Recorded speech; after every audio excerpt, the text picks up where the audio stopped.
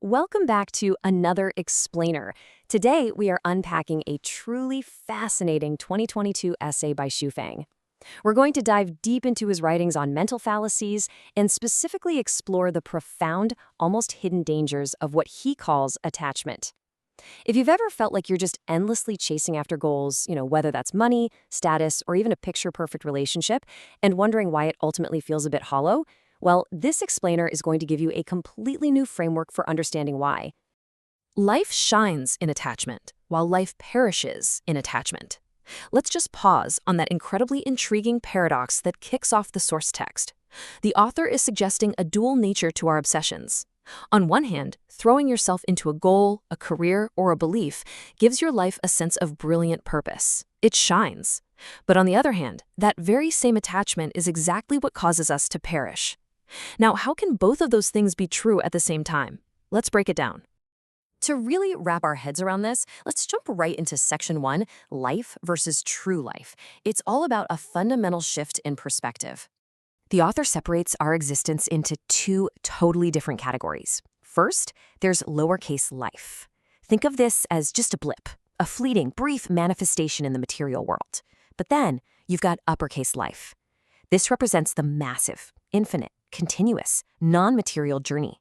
The text argues that the material world is really just an appearance, and our daily lowercase life is just a tiny fraction of that grander uppercase life. Here's where the mental fallacy trips us up. We actually merge these two together. Because we don't fully grasp the mysteries of time and existence, we kind of just assume our brief material lowercase life is the whole shebang, the ultimate meaning of uppercase life. And when we get captivated by the material world like this, the text says we end up performing tragic dramas on the grand stage of life. We literally sow the seeds of negative consequences because we miss the real opportunity to elevate our true selves. Which brings us to Section 2, the trap of the bait, where we get a really striking metaphor for the dangers of our material obsessions.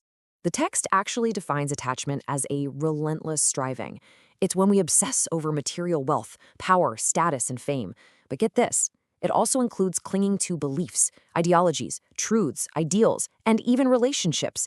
The text notes that while sure, attachment can make our everyday lowercase life seem brilliant temporarily, it ultimately causes the true flower of uppercase life to wither and fade, heading straight toward exhaustion. Think of it like a fish swimming freely in the ocean. It spots this delicious-looking piece of bait, darts over, and swallows it whole. In that one fleeting moment of satisfaction, boom, its freedom is completely gone. The text asks us to reflect on this. When we look at famous historical figures, contemporary leaders, or just everyday people madly devouring the pursuit of money and status, aren't they just fish that have swallowed the bait? It's a pretty dark reality, right? We relentlessly strive for these material wins, we finally get them, and we indulge in that sweet self-satisfaction. We think we've won. But the author argues that by swallowing that bait, we've lost our freedom without even realizing it.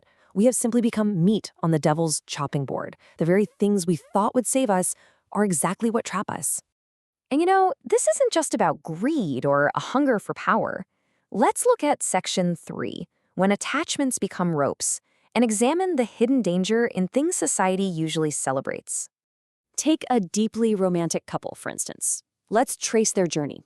Point 1, they're wildly, intensely in love. They literally can't bear to be apart. This is the absolute pinnacle of sweet, passionate attachment.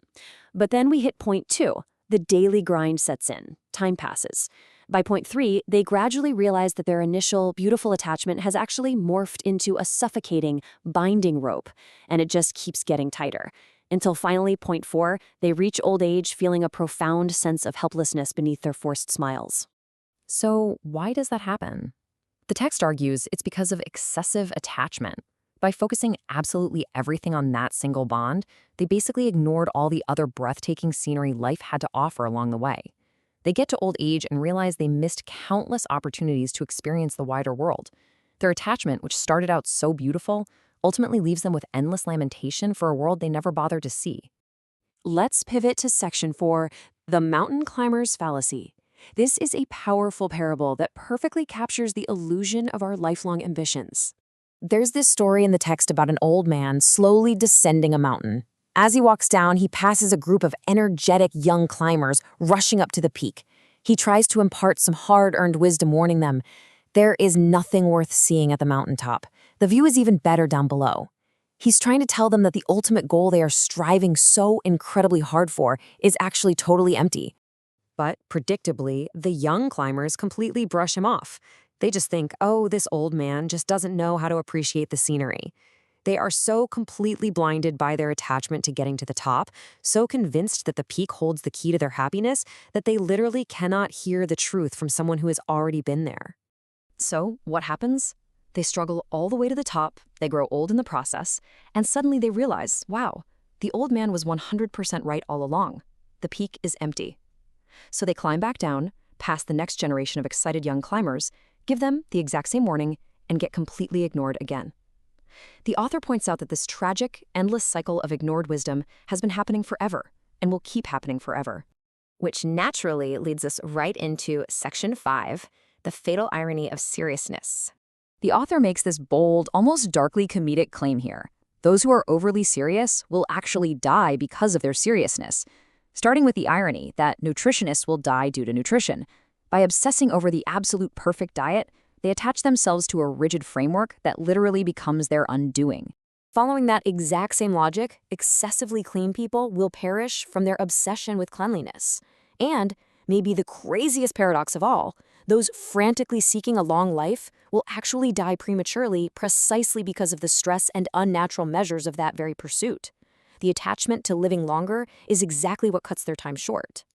And of course, we see the exact same thing play out with ambition. Those endlessly pursuing wealth will meet their demise because of the stress or consequences of that wealth. Those scheming for political power will inevitably be destroyed by the very political games they played to get there. The message is crystal clear. Whatever you attach yourself to with absolute, dead serious intensity will end up being the instrument of your own downfall. So, after systematically deconstructing all these traps, how do we get out? That brings us to our final part, Section 6, the path of letting go. To avoid the chopping board and actually align with uppercase life, the author gives us a distinct 5-step game plan. First, simply take things as they are, without forcing an outcome. Second, follow naturally come-and-go relations. Don't turn a sweet connection into a binding rope. Third, act in accordance with your own intrinsic nature, rather than society's expectations. Fourth, take advantage of opportunities naturally as they pop up, instead of obsessively scheming for them. And the fifth, ultimate rule, let go of attachment altogether. This, according to the text, is absolutely the best path in life. As we wrap up this explainer today, I want to leave you with a question to really mull over. The author's parables are essentially mirrors for our own behaviors. So, what bait have you swallowed lately under the illusion of success? And what mountaintop are you blindly climbing right now, completely ignoring the beautiful scenery around you, just to reach a peak that might be entirely empty? The true journey of uppercase life is waiting, but only if we're willing to let go first. Thanks so much for joining me, and keep exploring.